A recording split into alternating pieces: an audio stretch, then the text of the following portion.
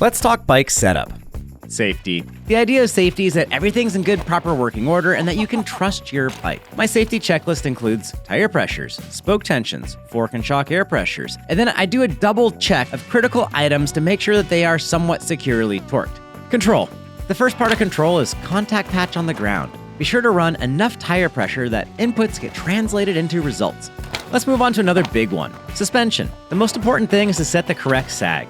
I tend to go for about 25 to 30% rear sag, depending on the particular bike. Up front, with the stock amount of volume reducers, I try to set my fork pressures initially so I can use about 85% of the travel when grabbing the front brake hard and pushing into the front end.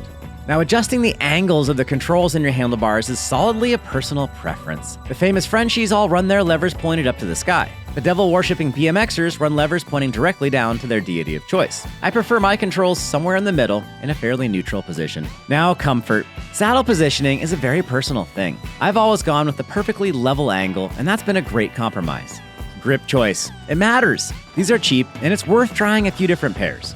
Handlebar roll is preference, but I find bikes handle best when the bars are rolled to be parallel with the fork and head tube angle. And my final bit of setup tips, don't wash your bike after every muddy ride. Some light chain maintenance is all you really need to do after a wet ride. Wait until you're planning some bike work before you actually clean that rig of yours.